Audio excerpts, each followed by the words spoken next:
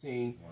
and heavy into the hip hop culture, Yes. heavy into music. Yes. And it was great to bring. And my father, who was he used to be a Panther. He follows the nation. He's not in the nation, but he follows the nation. He appreciated it, that the people I was listening to was about uplifting our people. Yes. And it says 25 years, but is it 26 years? Was it 89? It's 89. That's what I thought. 26 years. Yeah, okay. but 89. Yeah. There hasn't been a solid movement to me since then. Right. Not why, but what can we do about that? That would be valid. Yeah. No, the why is actually part of what can we do about it. I've been thinking about this for years. Here's the quick answers. Okay. You'll never have another Stop the Violence movement again. The artists that were part of the Stop the Violence movement were a part of original hip hop. Mm-hmm. There was a code of honor. There was a code to the streets that everyone followed. Today, there's no code. Everyone does whatever they want to do. Right. So there's no unity. And so with no unity, you cannot have a Stop the Violence movement. The Stop the Violence movement, and not to dwell on it, but let me give you a few of the stories. Yeah. To be part of that movement, you had to first defy your record company. That was the first thing. The movement didn't come together because everyone supported it. A woman named Ann Carley, Asian American woman, was head of A&R for Jive Records. Mm-hmm.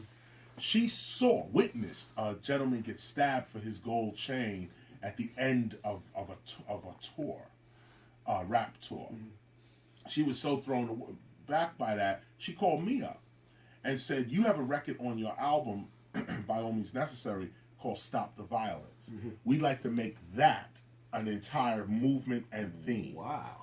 So she was the head of A&R at Jive. She had the money, the power, and resources to do it. I said, well, let's go. Mm-hmm. Let's get this done. She had herself and Nelson George, a writer for Billboard magazine at the time, now a major TV executive. Yeah. But Nelson George and her were the first two to come to me and say, "Hey, we'd like to take your record and do this." I agreed. Got D Nice to do the track. Dougie Fresh did the chorus. Self-destruction. You headed for self-destruction. Oh, yeah, now I think about it, it's Dougie. Oh, wow. Dougie dubbed up several times. Uptown. Okay. He did that. Now, stop there. Mm-hmm. So I make the calls. Yo, I'm doing this. Mm-hmm. Yo, any money involved? Nah, we just doing it. All right, I'll see you when I... Yo, I'm doing this thing over here this Friday. Yo, why don't y'all come down? Yo, is any press gonna be there? Nah, it's just us. All right, I'll see you when I get there. Yo, I'm actually doing this thing over here. So I went through the whole industry. Nobody wanted to come, okay? The people that showed up are the people you see on that record, okay? They showed up. Now, here's the other side. Like the Def Jam. Yo, what's up? LL, Run, DMC, who weren't Def Jam, by the way, were Profile. Right. But, there's nobody on Def Jam on that record? No, because... It's outside of PE. And that's Chuck. Well, were they on Def Jam? Well, wait, yes. I'm sorry, let me this you is the point. This is the point. No, you hit it on you're sniffing what it is. You're smelling it. Okay? Right. Def Jam said, any Def Jam artist that joins on this record, we're dropping you from the label. Wow. That was the threat that Def Jam sent out to all of their artists. PE put a middle finger up and showed up. Okay, that's PE on just on the low. Yeah. That's what happened over there. Wow. Okay. LL showed up.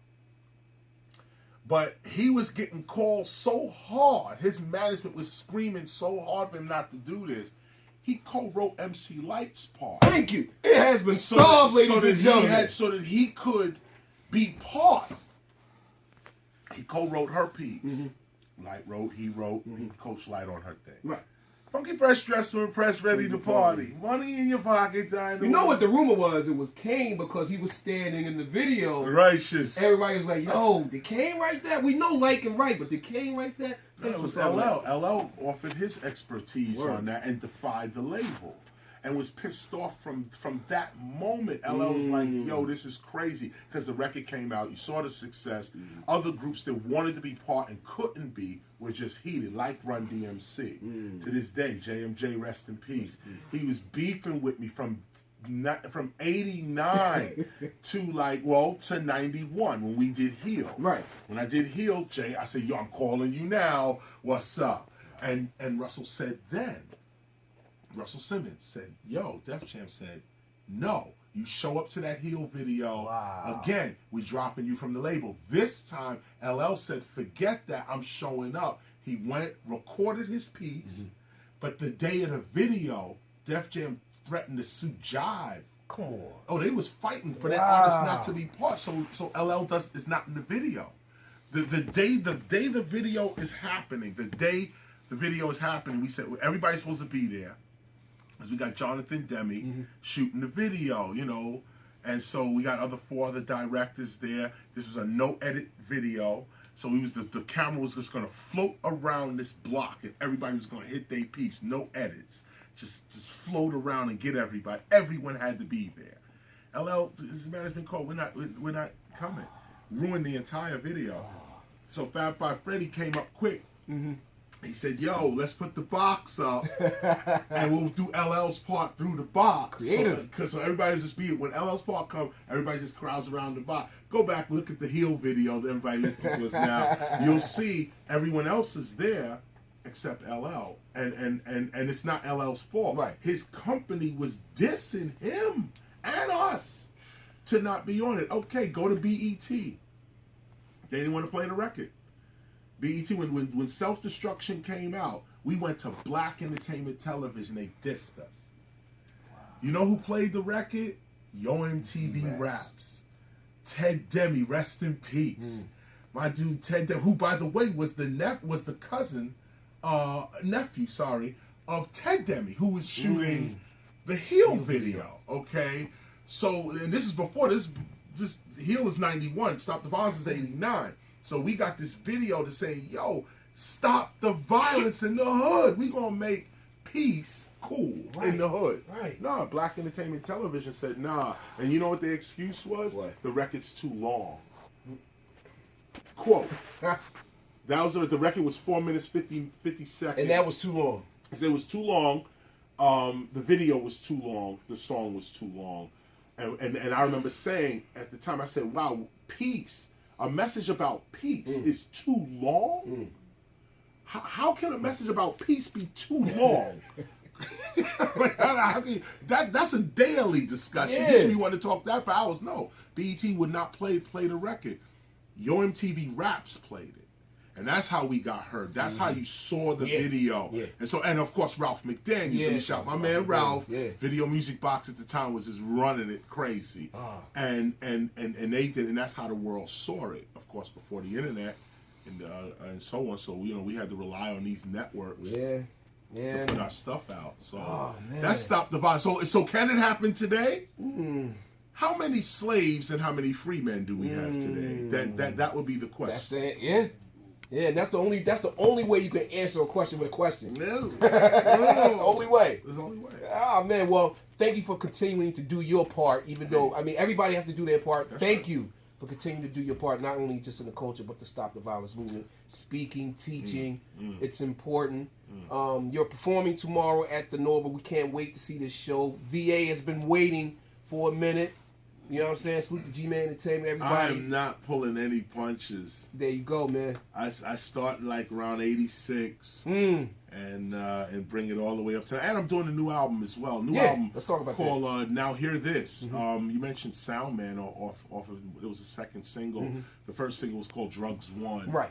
And Drugs Won like a victory. Right. No one declared that war on drugs... Right. No one declared. No one declared. It was a war on drug, but what happened? Right. Well, the one who loses is not quick to declare victory on the other side. So we have to say, well, you know what? That war failed, and the point of the song actually is how is it that marijuana is legal on the West Coast and on the East Coast brothers are still doing time for this? This is a hypocrisy. Like this is this is truly the end of the United States. The states are not united. You can't have America or a America with a disunited state. That would make the title on your money, the title United States of America, is a fraud. It's a fraud. There are no United States, and the marijuana issue is speaking directly to that, because states are making their own rules on the West Coast, saying, yo, we doing this. We need this money. We're going to start selling marijuana. That's it. We're legalizing it all up and down the West Coast. But the East Coast is staunchly saying, no, no, no. They got a little something going on in Jersey. What, decriminalization, like trying to, is that their way of like, well, we're going to, you think they setting up to maybe start doing it? No, because it's suppression. Really? No, suppression. It's drug wars going on right now. It's drug wars going on right now. Marijuana lobby is trying to take over the East Coast, and they're having a tough time doing it, because these are drug wars. These are not, the drug war's not my corner, your corner anymore. It's government versus governments. It's corporations versus corporations. So, or even in some cases, government agencies against other government agencies. They had to quell out beef between the CIA and the FBI, because the CIA got its drug laws and people they supporting, and the FBI got their drug laws and people they supporting. Then the DEA got their drug laws and people they support. Then the ATF got their drug. So it's like you shoot one person, like, yo, let's make sure it wasn't CIA, FBI, Right. It's not criminals anymore. It's like rappers with record companies. It's like, you on Sony? Yeah, I'm on Sony. What are you on? I'm on Jive. I'm on RCA. That's how the drug game is today. It's RCA is the CIA. Sony is the FBI. Atlantic Records is the ATF. Yeah. And that's what it is. So my album speaks to this, is what I'm trying to say, is that we speak to these salient issues. I heard the Confederate flag was lowered in South Carolina, and people trying to, I guess, lower that symbol around the United States. I would urge people to go forward further with that and lower the American flag as well. It's a bit of hypocrisy to say, like I saw the president say, as the Confederate flag was being lowered, this is a symbol of slavery. In particular, right? So I immediately said, "Well, wait, that red, white, and blue." I don't even think Betsy Ross made that. I think one of her slaves might have. You know what? That sewing was pretty. Anyway. Yeah. So we wrote a song called "American Flag," which, again, the idea is to get the public to think. You don't have to agree with everything I'm saying, but what I am saying is think. Don't just go along with what comes on that TV or comes across any mass media. Even the internet is ridiculous now. You don't know what's true, what's false, what's fake, what's real. No one knows what that is. But at the same time, those who have the consciousness, those who are awake, you don't bump into things when you're awake. And that's what it is. There's a lot of stuff coming at you. There's a bunch of stuff. Right. It's coming at all of us, okay? Everything's coming at us. The good, the bad, the ugly, the beautiful, everything's coming at us. But if you're awake, then you see the evil coming and you just move your head to the side and let it go by. There's no fight against, we gotta fight. No, just, I see that, I'm wise enough to know where that leads. That leads down that road. Let's shut that door and go this direction. That leads down that door. Let's shut that door and go down this direction. That's all we need right now. And once we have that, we'll be fine. African Americans are the most resilient people on the planet. I mean, I know everybody like to put their hand up and say, "Oh, my culture is the best culture." No, I don't think so. For what African Americans have gone through in this in what we call space and time, not just in this country, but like what we have to endure every day. Like, imagine right now, as I speak to you right now, you speak to me right now. We live with the threat of walking out this door and being shot by our government. Now, we don't think about, I mean, of course we think about it, but the average African American got things to do. We got bills to pay, people to see, we got kids to pick up, but subconsciously, in the back of every African American mind is this threat that I could be pulled over and killed. Not pulled over and harassed like it was back in the day. No, not pulled over given a ticket. No, I can be killed. Okay, killed. So you look at this, okay? If this happened to Chinese people, they can go to China. It's happened to Japanese people, they can go to Japan. Anybody start dissing you in the United States, Italians, I'm going back to Italy. This is crazy. Even Africans. I'm going back to Nigeria. I'm going back to Zimbabwe. I'm going back to Egypt, okay? African Americans, we have nowhere to go. Nowhere to go. 22 million of us. Now you see the Syrian refugees. Big debate, should they come in the country or not? African Americans should seize on this opportunity right now. Right now. Seize upon this opportunity. We need to go from civil rights to civilization rights. All this shooting and stuff, shooting us in the street, killing our kids, disrespecting our women, our elderly, afraid to go. I mean, come on. Where's the young African Americans that ain't having it no more? And I'm not just talking about Black Lives Matter. They doing their thing, no doubt. I'm talking about black sovereignty, African American sovereignty. Our Constitution that we elect amongst ourselves, our government officials that we elect amongst ourselves, our army that we raise amongst ourselves, finance ourselves. Where is that? Why are African Americans not thinking in this way? And it's a rhetorical question. Quite sure many are. Right. But these are the issues that KRS is bringing forward musically. Now these issues go way past music. I'm hoping to inspire the next generation of real Americans. Right. Because when we say real Americans, this is not real America. America was created by blacks, whites, and Native Americans. That's America. That's what it is. The Declaration of Independence, 56 signers of the Declaration of Independence, 29 of them were men of color. 29 men, black men, white, Native Americans signing on the Declaration of Independence. And it was the Declaration of Independence that if you signed it, you was treasonous. By the time we get to the United States Constitution, wars are won and everyone's agreeing with America. But them dudes that signed the Declaration of Independence, which is not law, it's actually rhetoric, it's actually poetry. But the dudes that signed their name to that, that's who the British were coming after. They were Al-Qaeda. They were ISIS. George Washington, Abraham Lincoln, I'm sorry, that's years later. Wow, the spirits are speaking through me. Because on another level, Abraham Lincoln was that as well. On a whole nother level. You're saying earlier, George Washington, Adams, was it Adams? Adams, James Adams, Washington, Thomas Jefferson, Madison. All of them were conspirators to major international crimes. Major. They were blowing up there's no difference to what the founding fathers of this country did and what ISIS and them are doing right now. And I say that with all due respect. And I say that sensitively, what happened just now in Paris. My album was completed in Paris. This album, Now Hear This, we completed it in Paris. One of the reasons I even went to Paris to complete the album was because of how French people are living every day. It's like when you go to France, Americans think you're going to go to Paris and you land as a white tablecloth and a glass of wine.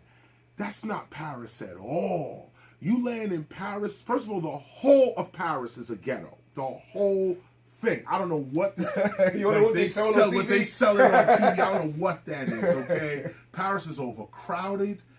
Everyone's broken, poor. Let me just give you an example of the guy who was driving us around. Our driver in Paris had a van. He was driving like a Sprinter van kind of deal. We had like 8 people with us. He driving us around. I happened to get in a conversation with him, Asian man in France. I said, so what's your story? What do you do? He said, look, I'm a lawyer. He said, now check this out. This was so crazy. This is an Asian, actually Chinese man in particular. He said, I came from China to France as a young man, studied French law. Okay, this is a Chinese man studying French law, but now can't get a job, so now he's driving cab. Wow. So he said, this is the way it is all across France. Everyone's working for the government. Wow. It's slavery. The whole French population feels like they're enslaved. If all the restaurants you go to, 60% taxes. 60. They're taking with all types of things. By the time it's finished, you get 60%. You make $100, you're gonna make $40. Wow. Okay, $60 got to go to the government. Wow. Okay, right now, them people in France are feeling such